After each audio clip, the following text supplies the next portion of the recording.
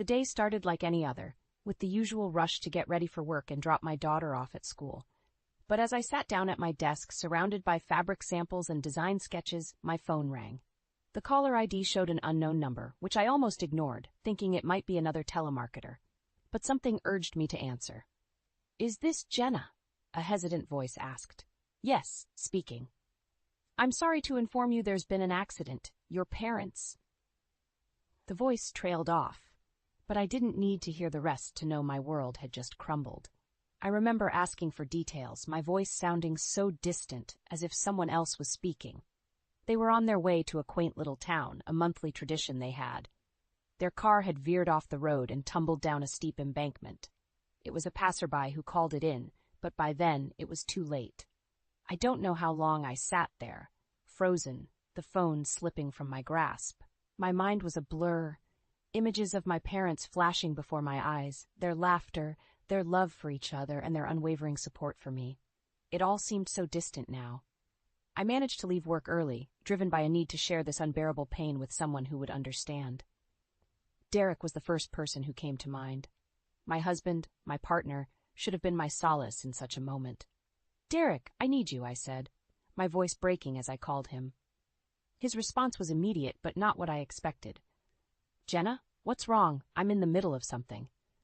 I took a deep breath, trying to steady my voice. "It's my parents. They were in an accident. They're gone, Derek, both of them." There was a pause, and for a moment I hoped for words of comfort, a sliver of empathy, but what came was a cold dismissal. "Is that all? Jenna, I'm on a tight schedule here. Can't this wait?" I couldn't believe what I was hearing. "Wait. Derek, my parents are dead. How can you be so heartless?" Another pause, then a sigh. "Look, I'm sorry about your parents, but you know how important this project is. I can't just drop everything. You'll have to handle this on your own." My hands were shaking, tears streaming down my face. "I thought you would care. I thought you would be here for me."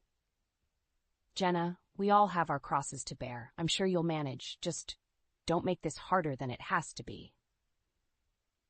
The line went dead. The silence that followed was deafening.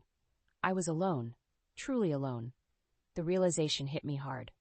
The man I had married, the father of my child, was a stranger to me now. I thought back to the days when Derek would have dropped everything to be by my side. Where had that man gone? How had our love turned so cold and distant? But I had no time to dwell on these questions. I had a funeral to plan, relatives to inform, and a daughter to protect from the harsh reality that her grandparents were gone. As I set about these tasks, a resolve began to form within me. Derek's indifference, his blatant disregard for my feelings, had opened my eyes. I couldn't depend on him, not anymore. This tragedy had not only taken my parents, but had also stripped away any illusions I had about my marriage. It was a painful realization, but one that I could not ignore. The road ahead would be difficult, but I knew one thing for certain. I had to find the strength to move forward, for my sake and for my daughter's. The days leading up to the funeral were a blur. Between making arrangements and comforting my daughter, Lily, I had little time to process my own grief. Derek's absence was palpable, his indifference a constant weight on my heart. But it was during these moments of solitude that I found unexpected strength. My mother-in-law, Elaine, with whom we shared our home, was of no comfort. Her reaction to the news was as cold as Derek's. "So both gone at once? Must have been quite the shock," she remarked dryly, not even looking up from her magazine. I nodded, barely able to speak. "Yes, it's been hard." Elaine finally glanced at me, her gaze calculating. "Well, at least there's a silver lining with the insurance money, right? We could use a bit of good news around here." I stared at her, incredulous. "Elaine, my parents just died. How can you think about money at a time like this?" She shrugged, her interest already waning. "Money makes the world go round, dear. Best to look on the bright side." The lack of empathy stunned me.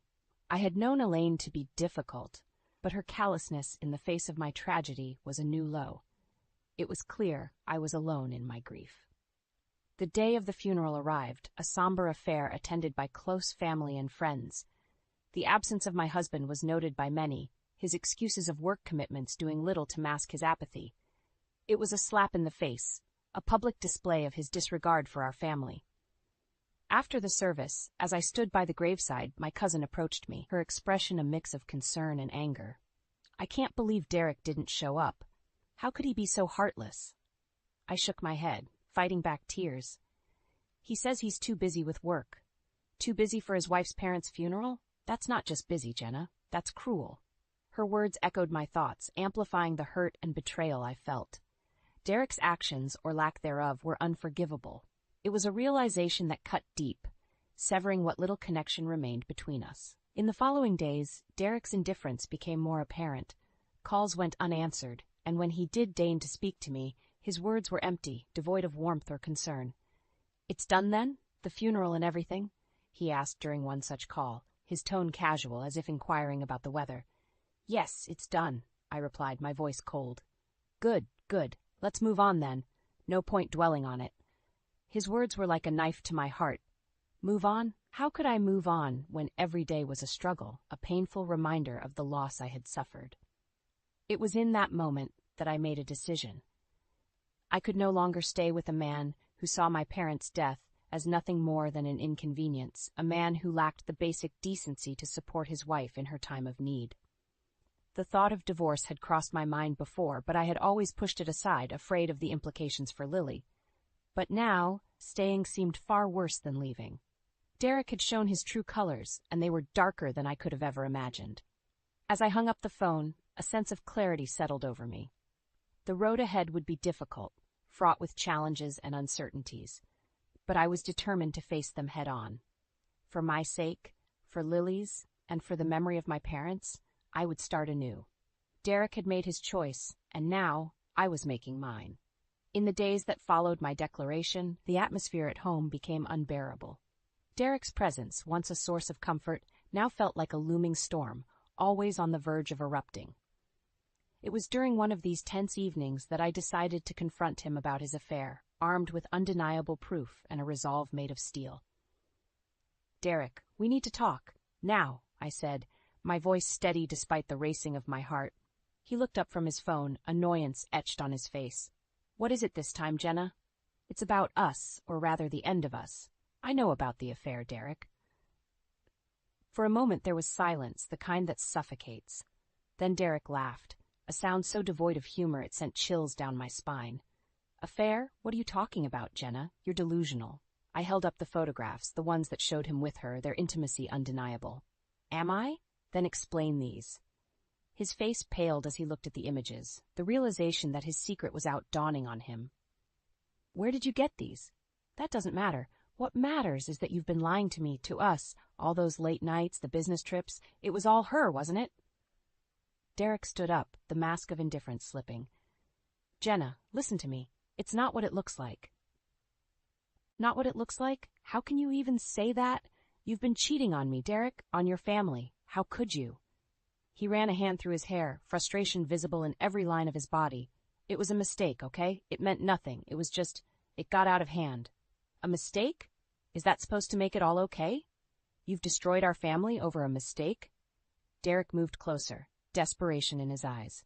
"Jenna, please, we can fix this. I'll end it with her. We can go to counseling, do whatever it takes. Please, don't throw away what we have." What we have. The words echoed in my mind, a cruel reminder of the love that had turned into betrayal. "Derek, there's nothing left to save. You threw it all away the moment you decided to be with her. I want a divorce, and I'm taking Lily with me." His demeanor changed then, from pleading to angry. "You can't do that, Jenna. I won't let you take my daughter away from me." "Your daughter? When was the last time you even spent time with her?" "No, Derek, I'm going to make sure she's safe and loved, something you obviously can't provide."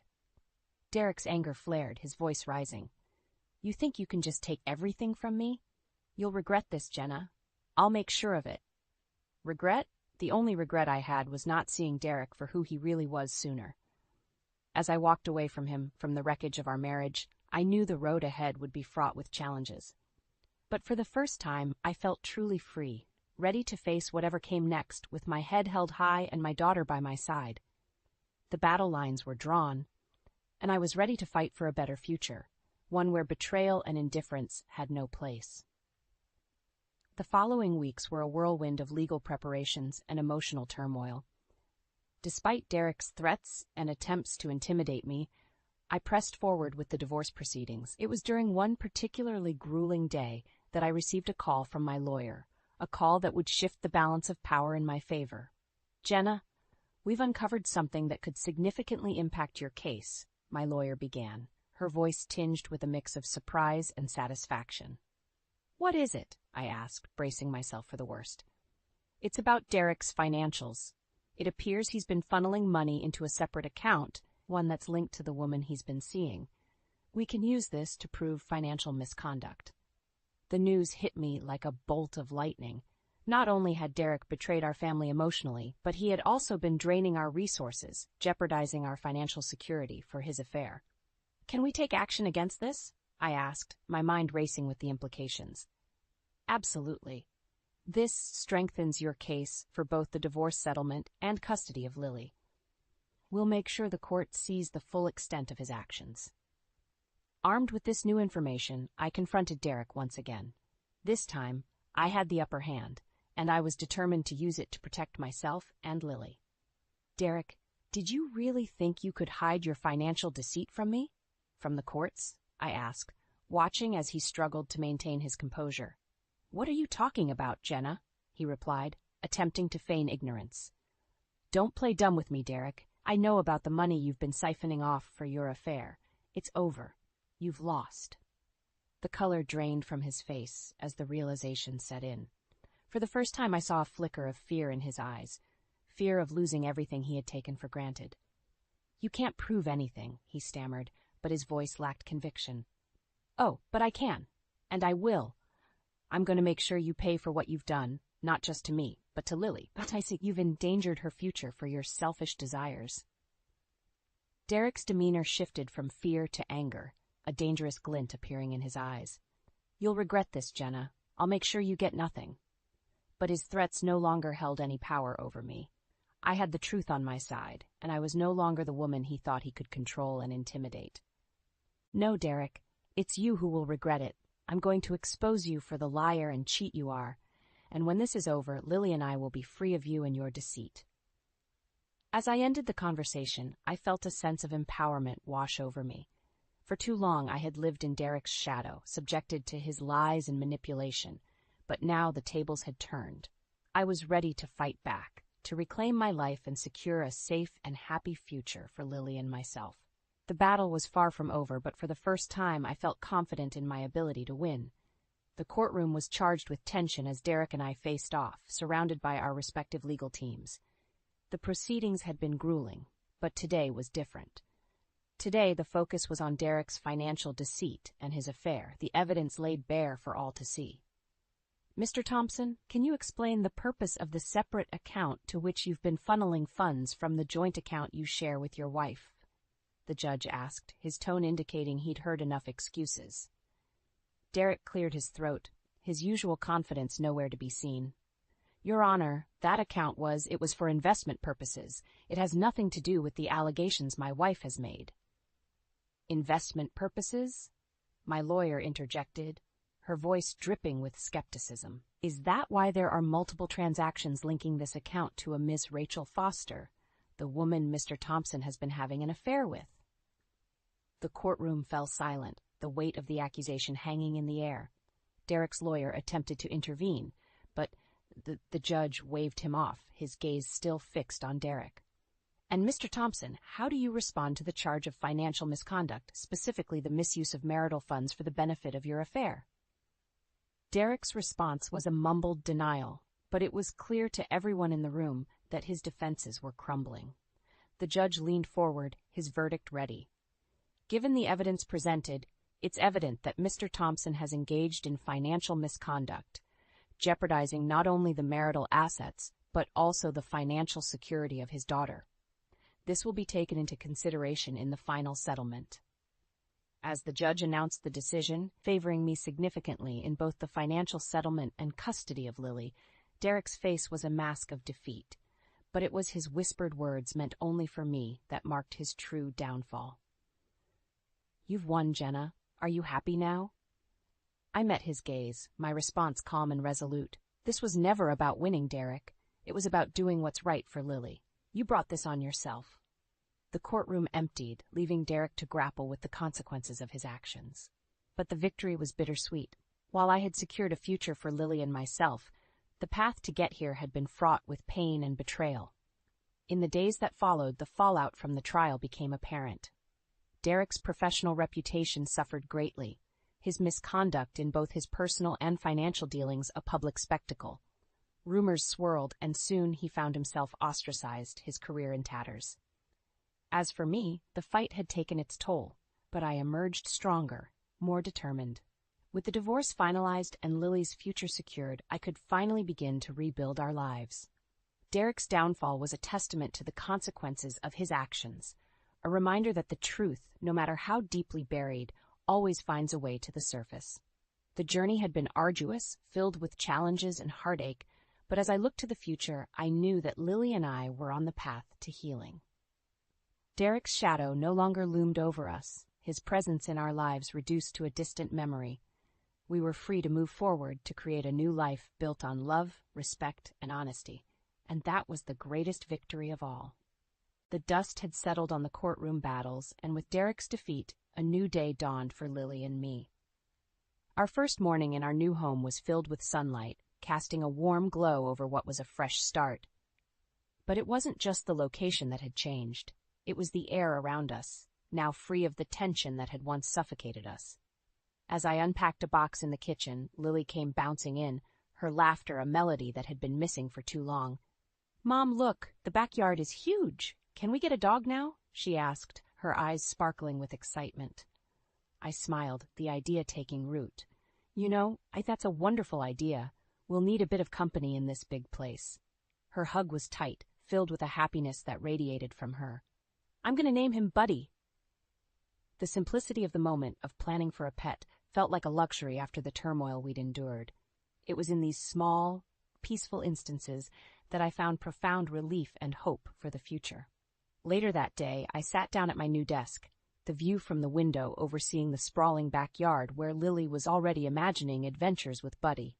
It was time to refocus on my career, to rebuild not just our personal lives, but also the professional success I had put on hold. As I drafted emails and planned projects, my phone rang. It was a call from an old colleague, offering congratulations and a proposal for a new, exciting project. The tide had turned, and where there had once been uncertainty, opportunities were now opening up. "Jenna, we've all heard about your strength and determination.